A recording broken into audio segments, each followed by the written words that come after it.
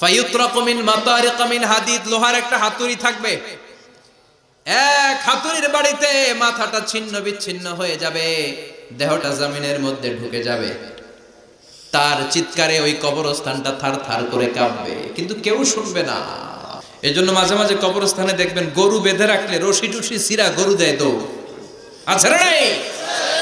ফাতাখতালিফা আদলাউহু, দেহের এই পাজরগুলো ডান দিকের পাজর বাম দিকে যাবে, বাম দিকের পাজর ডান দিকে আসবে, পুরো দেহটা পাউডার হয়ে যাবে। তার এক একটা চিৎকারে পুরো কবরস্থান থার থার করে কাঁপবে। এজন্য বিশ্বনবী বলতেন, কবর হলো জাহান্নামের প্রথম স্টেশন, কবর হলো আখিরাতের প্রথম স্টেশন। কবরের এই স্টেশনে যদি মাফ পাওয়া যায়, সামনে যতগুলো স্টেশন পার হতে হবে সবগুলারে সহজ করে দিবে কে? আর কবরের স্টেশনে যদি গন্ডগোল লাগে, সামনে আরো গন্ডগোল আছে না নাই? বেশি না কম? এজন্য বিশ্বনবী বলতেন, আল কবর ইম্মা রাউদাতুম মিন রিয়াদিল জান্নাহ আও হুফরাতুম মিন হুফারিন নার। কবর হয়তো কারো জন্য জান্নাতের বাগান, কিংবা কারো জন্য জাহান্নামের গর্ত। আমরা আল্লাহর কাছে দোয়া করি, আল্লাহ আমাদের সকলের কবরগুলোর জান্নাতের বাগান বানিয়ে দাও। এজন্য বিশ্বনবী সব সময় দোয়া করতেন, আল্লাহুম্মা ইন্না নাউযু বিকা মিন আযাবিল কবর, ও আল্লাহ কবরের আযাব থেকে তুমি আমাদের বাঁচাও, পড়ে না আমিন। বিশ্বনবী বলতেন, আমি দেখেছি কবরের মধ্যে তোমাদেরকে প্রশ্ন করা হবে, কবরে তোমাদের পরীক্ষা নেওয়া হবে। পুরো দুনিয়াটাই যেমনি পরীক্ষা, আখিরাতের প্রথম স্টেশন কবরেও পরীক্ষা, আছে না নাই? প্রশ্ন আছে না নাই? কয়টা? জোরে বলেন। মুমিনদের জন্য 4টা, কাফিরদের জন্য 3টা। ভালো করে জানেন, চিল্লায় বলেন, মুমিনদের জন্য কয়টা, কাফিরদের কয়টা? প্রশ্নপত্র ফাঁস করে দিছে কে? কথা কম। এরপরও যদি ফেল করি, দোষ কার? দোষ আমাদের, আমাদের দোষ। কবর দেওয়ার পরে 40 কদম যখন আত্মীয়রা চলে যায়, দুজন ফেরেশতা আসবে, বসাবে। এই ঘটনাটা আমারও ঘটবে, আপনারও ঘটবে, বিশ্বাস হয়? প্রস্তুত আছেন তো? বসিয়ে দেওয়া হবে। মুমিন বান্দাকে প্রথম প্রশ্ন করবে, আমার রব্বুক, তোর রবের নাম কি? মুমিন বান্দা বলিষ্ঠ কণ্ঠে বলে দিবে, আল্লাহ আমারে রব, এই রবি আমার সব। পড়েন, আল্লাহ আমারে রব, এই রবি আমার সব। দমে দমে তনু মনে তারি অনুভব, তোমার দুনিয়াতে আমি যেদিকে তাকাই, অথই নেয়ামাতে ডুবে আছি সবাই। পাখ পাখালির গানে শুনি তসবিহ কলরব, তসবিহ কলরব। আল্লাহ আমার রব, এই রবি আমার সব। পড়েন আমিন। আমরা যেন আল্লাহ বলিষ্ঠ কণ্ঠে বলতে পারি, আল্লাহ আমার রব, তুমি কবুল করো। পড়েন আমিন। প্রথম প্রশ্ন খালাস। দ্বিতীয় প্রশ্ন, আমা দিন, উত্তর দিনের নাম কি, ধর্মের নাম কি? চিৎকার দিয়ে আমরা বলবো, আমাদের ধর্মের নাম। তৃতীয় প্রশ্ন করা হবে, মান হাযার রাজুল, দেখো তো এই লোকটারে চিনো কিনা, এই লোকটারে চিনা চিনা লাগে কিনা। আমরা বলবো, চিনি মানি, এই লোকের জন্য আমরা দুনিয়াতে সব করতে রাজি ছিলাম। এই লোকের জন্য আমরা দেহের প্রাণ ঢালা উচ্ছ্বাস ছিল আমাদের হৃদয়ে।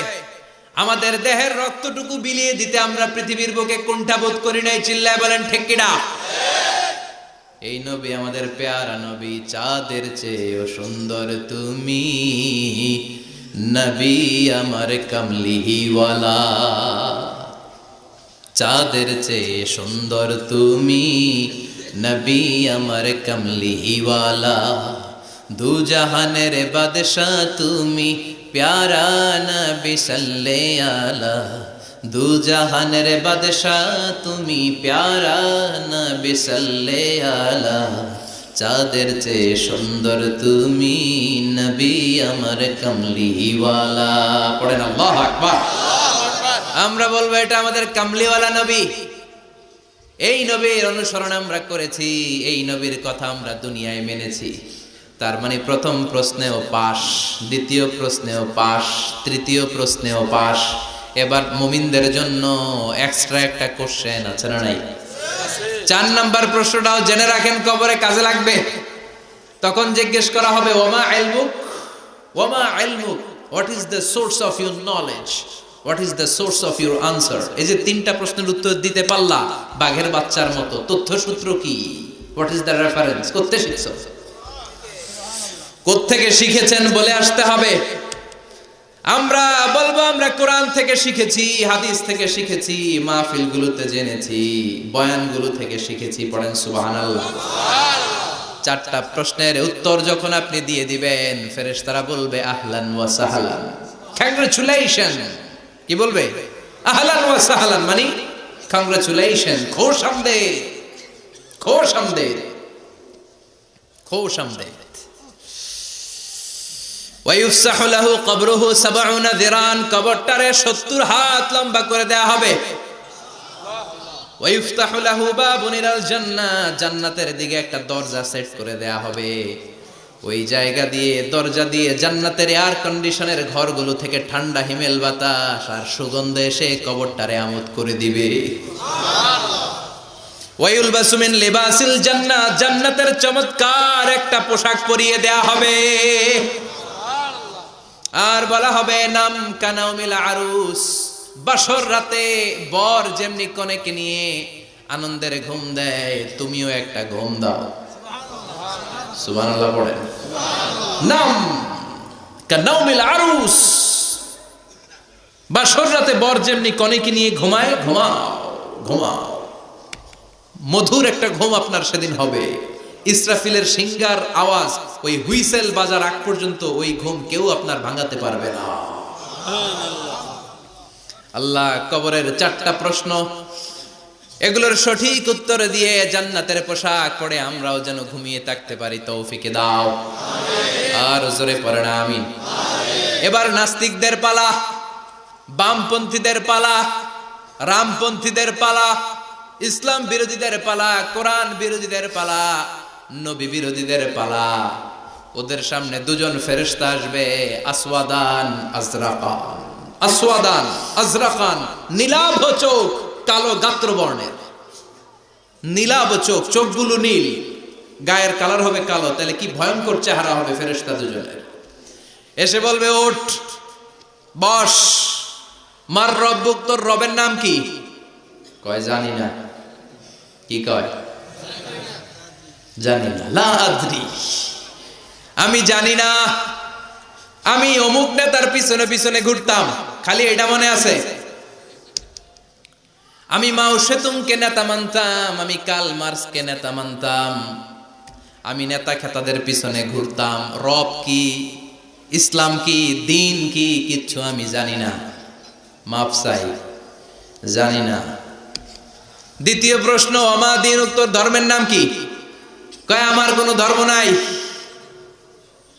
আমার কোনো ধর্ম নাই, আমি হলাম নাস্তিক। আমি কি? কথা বলেন, আমি কি? আমি 1 প্যাকেটের বিরিয়ানির সন্ধান পাইলে শাহবাগের প্রজন্ম চত্বরে যায় ডান্স দিতাম। এরকম ডাকাইত আছে না নাই? আমার দিন, উত্তর ধর্ম কি? কয় জানি না, মাফসাই, আমি কিচ্ছু জানি না, ধর্ম টর্ম নাই আমার, আমি নাস্তিক। ফেরেশতারা বলবে ও তুমি নাস্তিক, দাঁড়াও আর একটা বাকি প্রশ্ন, এরপরে খেলা শুরু, ঠিক কিনা? 3 নাম্বার প্রশ্ন, ওমান হাদার রাজুল, এই লোকটাকে চিনো কিনা দেখো। নাস্তিক বলবে না চিনি না, তবে নাম শুনেছি, ওনার বিরুদ্ধে আমি ব্লগে লিখতাম। এরকম ব্লগার আছে না নাই? ওনার পারিবারিক জীবন নিয়ে আমি মানুষের মধ্যে সন্দেহ উস্কে দিতাম। ওনার পুত পবিত্র চরিত্রের ব্যাপারে আমি দুনিয়ার বুকে মন্দ কথা বলতাম। ওনারে আমি গালি দিতাম। আমি ছিলাম ওনার বিরুদ্ধ শক্তি, ওনার পক্ষের কোন শক্তি আমি ছিলাম না, আমি সব সময় ওনার বিপক্ষে ছিলাম। ফেরেশতারা বলবে হায় হায়, তুই তো ডবল জিরো, 100তে কত পাইছে? কথা কম। লা দারাইতা ওয়ালা তালাইতা, কিছুই পারলি না, তুই তো পোড়া কপাল। ফায়ুতরাকু মিন মাতারিক মিন হাদিদ, লোহার একটা হাতুড়ি থাকবে, এক হাতুড়ির বাড়িতে মাথাটা ছিন্ন বিচ্ছিন্ন হয়ে যাবে। দেহটা জমিনের মধ্যে ঢুকে যাবে, তার চিৎকারে ওই কবরস্থানটা থার থার করে কাঁপবে, কিন্তু কেউ শুনবে না। মানুষ আর জিন ছাড়া সবাই শুনবে।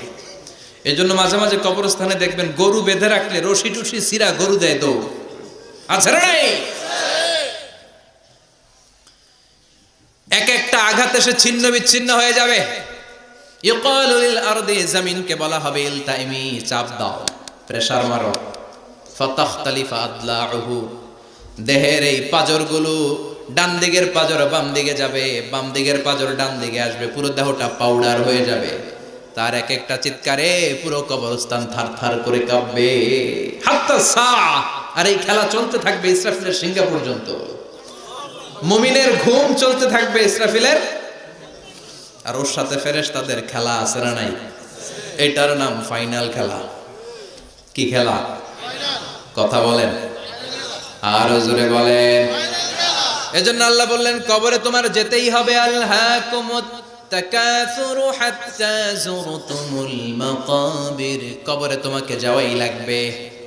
কবরের শাস্তি তোমার পেতেই হবে, কবরের পরীক্ষার সম্মুখীন তোমাকে হতেই হবে। জোরে বলেন ঠিক কিনা?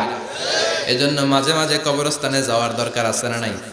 বিশ্বনবী বলেছেন নাহাইতুকুম আন জিয়ারাতিল কবর, আমি এক সময় কবর জিয়ারত করতে নিষেধ করতাম। আল আনা ফাজুরুহা, এখন বললাম কবর জিয়ারত করো, সমস্যা নাই, কিন্তু কবরে পড়ে থাকা ব্যক্তিটার কাছে কিছু চাওয়া যাবে নাকি? কথা বলেন। আল মাইয়িতু ফিল কবর কাল গরিকু ফিল বাহর, সাঁতার না জানা ব্যক্তি সাগরে পড়লে যত অসহায়, কবরে পড়ে থাকা ব্যক্তি তার চাইতেও বেশি অসহায়। সে আপনারে কি দিবে? আপনি দিয়ে আসবেন, যে আপনি সালাম দিয়ে আসবেন, দোয়া দিয়ে আসবেন, সে আপনার কিচ্ছু করতে পারে না। করতে পারে একজন, তিনি কে? এজন্য খবরদার, কবরস্থানে আগরবাতি দেয়া যাবে না, মোমবাতি দেয়া যাবে না, লাল শালু দেয়া যাবে না, মশারি দেয়া যাবে না। অনেকে কবরস্থানে মশারি টাঙ্গায়, আছে না নাই? কেন? মশা কামড়ায় তো মশারি দেয় কেন? ঘটনাটা কি? দেখবেন যে বেয়াদবটা কবরস্থানে যে মশারি দেয়, মাজারে মশারি দেয়, ওর বাপেরে মশায় খায়, ওর মায়ের ডেঙ্গু রোগ, কামড়াইতে কামড়াইতে ওর মায়ের ডেঙ্গু জ্বর, ওর বাবারে কামড়ায়, মশায় খায়, মারে মশায় খায়, মা বাবারে মশারে না দিয়া মাজারে দিয়ে আস, কপাল পোড়া। মাজারে মোমবাতি দিয়ে আসে, আছে না নাই? মোমবাতি কেন দেয়? ভিতরে আলো নাই নাকি? আহা, কপাল পোড়া। মোমবাতি দিবেন যেখানে ইলেকট্রিসিটি নাই, যেই ঘরে আলো নাই ওই ঘরে আলো দিলে আপনার বাবার কবরে আলো দিয়ে দিবে কে? আর মাজারে যায় মোমবাতি দেয়, ছাগল দেয়, গরু দেয়, মানত করে, আছে না নাই? মানত করতে হবে একজনের নামে। ইন্নী নাযারতু লিররহমানি সাওমা, আল্লাহ ছাড়া কারো নামে মানত করা চলবে। এজন্য খবরদার, কবর জিয়ারত করবো। এজন্য কবরে গেলে মনটা নরম করে দেয় কে? বাবার কবর মাঝে মাঝে জিয়ারত করবেন, কবর জিয়ারতে বাধা নাই, কিন্তু কবরে পড়ে থাকা ব্যক্তির কাছে চাওয়া যাবে? চাবেন কার কাছে? বিশ্বনবীর কবরের সামনে যে যদি কিছু চান, সৌদি আরবের পুলিশ পিটায়া মসজিদ থেকে বের করে দিবে। বিশ্বনবীর কবরের সামনে হাত পাতলে হাতে বাড়ি মারে, আছে না নাই? দেখছেন না? বলে অ্যাবাউট টার্ন, পিছনে ঘুরেন, কেবলা তো ওইদিকে, কেবলার মালিক আল্লাহর কাছে চাও, দিতে পারে তো একজন। এজন্য খবরদার, কবরে যে কিছু চাওয়া যায় না। কবরে জিয়ারত করবেন, যে সালাম দিবেন, কি দিবেন? আসসালামু আলাইকুম আহলা দিয়া মিনাল মুমিনিন ওয়াল মুসলিমিন ওয়া ইন্না ইনশাআল্লাহু বিকুম লাহিকুন আনতুম লানা সালাফ ওয়া নাহনু লাকুম তাবা ইয়ারহামুল্লাহ আল মুস্তাকদিমিনা মিন্না ওয়াল মুস্তাখিরিন নাসআলুল্লাহ লানা ওয়া লাকুমুল আফিয়া। বিশ্বনবী কবর দেখলে এই লম্বা দোয়াটা পড়তেন, চিল্লায় পড়েন সুবহানাল্লাহ। এর মানে হলো কবরবাসীরা সালাম, আল্লাহ আপনাদের উপর রহমত করুক, আপনারা নিচে আমি উপরে, তার মানে এই না আমি একদিন আসবো না। সবার গন্তব্য একটা, দ্য সেম ডেস্টিনেশন। আপনারা হয়তো কিছুদিন আগে গিয়েছেন, কিছুদিন পরেই আমরা আসতেছি। কথা বলেন, এটা মাথার মধ্যে ঢুকিয়ে দেয় কে? এজন্য কবর জিয়ারতের দরকার আছে না নাই? এজন্য আল্লাহ বললেন আলহাকুমুত তাকাসুরু হাত্তা যুরতুমুল মাকাবির, দুনিয়ার ভোগের সামগ্রী তোমাদেরকে পাগল বানিয়ে দিয়েছে, কবরে না ঢোকা পর্যন্ত তোমাদের এই গাফলতি কোনোদিন শেষ হবে? এরপর আল্লাহ বললেন কাল্লা, নেভার, কখনো না। তোমরা যে ভাবতেছো টাকা পয়সা ক্ষমতা তোমারে বাঁচিয়ে রাখবে, পারবে নাকি? কাল্লা সাউফা তা'লামুন, অচিরেই জানতে পারবা আসল ঘটনা কি। সুম্মা কাল্লা সাউফা তা'লামুন, অচিরেই জানবা কবরের জগৎটা কত ভয়াবহ। এজন্য বিশ্বনবী বলতেন প্রত্যেক নামাজি সালাম ফিরানোর আগে আল্লাহর কাছে 4টা জিনিস থেকে পানা চাবা। কয়টা? 1 হলো কবরের আযাব, 2 হলো জাহান্নামের আযাব, 3 হলো দিন দুনিয়ার ফিতনা, 4 হলো দাজ্জালের ফিতনা। বিশ্বনবী সালাম ফিরানোর আগে পড়তেন আল্লাহুম্মা ইন্না নাউযু বিকা মিন আযাবিল কবর ওয়া নাউযু বিকা মিন আযাবি জাহান্নাম ওয়া নাউযু বিকা মিন ফিতনাতিল মাহইয়া ওয়াল মামাত ওয়া নাউযু বিকা মিন ফিতনাতিল মাসীহিদ দাজ্জাল। পড়েন আমিন। এই দোয়াগুলো পড়ার দরকার আছে না নাই? এরপর আল্লাহ বললেন কাল্লা লাউ তা'লামুনা ইলমাল ইয়াকিন, যেদিন তুমি মৃত্যু নিজ চোখে দেখবা ওই দিন তোমার যে এক্সপেরিয়েন্স হবে ওয়াজ শুনে সেটা কোনোদিন হবে না। ইয়াকিন 3 ধরনের, একটা ইলমুল ইয়াকিন, মরতে হবে এটা যখন জানি, ইলমুল ইয়াকিন। এবার একদিন সামনে একজনের দেখলাম মরে গেছে, এটা হচ্ছে আইনুল ইয়াকিন, দেখলাম। আর যেদিন নিজে মরবো এটার বলে হাক্কুল ইয়াকিন, ঠিক কি না? এজন্য আল্লাহ বললেন গোলাম লা তারাবুন্নাল জাহিম, সেদিন কবর তোমরা দেখবা, সেদিন জাহান্নামের টকবগে আগুন তোমরা দেখবা। জাহান্নামের আগুন দুনিয়ার আগুনের মতো নাকি? কথা কন। জাহান্নামের আগুনকে আল্লাহ বলেছে নারুল্লাহ, এটা আল্লাহর আগুন। কার আগুন? গ্যাসের চুলা দিয়ে আমরা ঘরে যে তরকারি পাকাই যে আগুন দিয়ে, এই আগুন জাহান্নামের আগুন একরকম, 70 গুণ বেশি তেজওয়ালা। দুনিয়ার আগুন হাতে লাগলে হাত জ্বলে, পায়ে লাগলে পা জ্বলে। জাহান্নামের আগুন দেহের যেখানেই লাগুক না আগে কলিজাটা জ্বলে যাবে। আগে কোন জায়গাটা জ্বলবে? নারুল্লাহিল মুকাদা আল্লাতী তাত্তালিউ আলাল আফইদা, আগে কলিজাটা ছারখার। সেদিন তোমরা সেই ভয়ঙ্কর দোজখ দেখবা। সুম্মা লাতারাবুন্নাহা আইনাল ইয়াকিন, চাক্ষুষ দেখবা। সুম্মা লাতুসআলুন্না ইয়াওমা ইযিন আনিন নাঈম, সেদিন আল্লাহর দেয়া সবগুলো নেয়ামতের ব্যাপারে তোমাদের জিজ্ঞেস করবে কে? লাতুসআলুন্না ইয়াওমা ইযিন আনিন নাঈম। বিশ্বনবী একদিন রাতের বেলা ক্ষুধার্ত, প্রচন্ড ক্ষুধা। ক্ষুধার চোটে ঘর থেকে বের হয়ে দেখে আবু বকরও বাইরে, ওমরও বাইরে। ঘটনা কি? হোয়াট এ কোইন্সিডেন্ট, কেমনে মিলে গেল? বিশ্বনবী বললেন আবু বকর বাইরে কেন? কয় নবী ক্ষুধা। ওমর তুমি তো এই টাইমে বাইরে থাকো না, বাইরে কেন? কয় ঘরে খাওন নাই। বিশ্বনবীর পেটেও খাবার নাই। বিশ্বনবী বললেন চলো এক আনসারী সাহাবীর বাড়িতে যাই। যে দেখেন সাহাবী বাড়িতে নাই, ফ্যামিলির লোকদের জন্য কুয়া থেকে পানি আনতে গেছে। পানি এনে দেখে বিশ্বনবী আর আবু বকর ওমর দাঁড়ানো। সাহাবী বলে ও নবী, গভীর রাতে আপনি আমার বাড়িতে এসেছেন, আমার চেয়ে সৌভাগ্যবান এই মুহূর্তে পৃথিবীতে কেউ নাই। ও নবী কি মেহমানদারি করব? বিশ্বনবী বললেন যা আছে তাই নিয়ে আসো। সাহাবা খেজুর বাগান থেকে খেজুরের ডাল ভেঙে আনলেন। ওই ডালের মধ্যে বিশ্বনবী কত প্রামাণ্য বর্ণনা দিচ্ছেন। বিশ্বনবী বললেন খেজুরের ডালে আছে কিছু কাঁচা খেজুর, কিছু পাকা খেজুর। আমরা 3 জন মিলে টানাটানি করে খেতে লাগলাম, ক্ষুধায় অস্থির। আমাদের সামনে ছাগল জবাই করা হলো, আগুনে ঝলসে গোশতগুলো দেয়া হলো, 3 জন মিলে ভাগ করে খেলাম। বললাম আবু বকর এতক্ষণ ক্ষুধার্ত ছিলা, ক্ষুধা দিছিল কে? এখন তোমার পেটে ক্ষুধা আছে নাকি? কয় নাই। এই নিয়ামত তোমার দিল কে? সুম্মা লাতুসআলুন্না ইয়াওমা ইযিন আনিন নাঈম। বিশ্বনবী বললেন ও আবু বকর এই যে নিয়ামত এই মাত্র খেলা, এই নিয়ামতের ব্যাপারেও তোমারে জিজ্ঞেস করবে কে?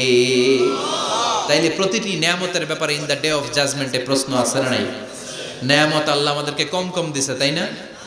কথা কন, কথা কন। ঠিক যেই মুহূর্তে আমরা এখন সুস্থ, অসুস্থ হয়ে হসপিটালে পড়ে আছে না নাই? মৃত্যুর সাথে কঠিন পরিস্থিতিতে পড়ে আছে, এরকম আছে না নাই?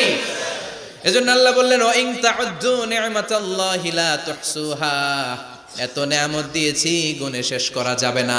কিয়ামতের দিন এই নিয়ামতগুলোর ব্যাপারে পাই টু পাই আমাদের কাছে হিসাব চাইবে কে? কথা কন। 5টা বিষয়ের হিসাব চাইবে। নাম্বার 1 আন হায়াতিহি ফিমা আফনা, তোমার জীবনটাকে তুমি কোন কাজে লাগিয়েছো? এটা হচ্ছে কমন কোশ্চেন। কবরের প্রশ্ন আমাদের 4টা, আর কিয়ামতের ময়দানে কয়টা? কথা কন। নাম্বার 1 জীবন দিয়েছে, জীবন কোন কাজে লাগিয়েছো? নাম্বার 2 জীবনে যে যৌবন আছে যৌবনটারে কোন কাজে লাগিয়েছো? ঠিক কি না? যৌবনের ইবাদত আল্লাহর কাছে বড় প্রিয়। যুবক যারা নামাজ পড়ে, বুড়ো হলে নামাজ পড়তে না পারলেও আমল নামায় নামাজের সওয়াব দিবে কে? সুবহানাল্লাহ কইবেন না?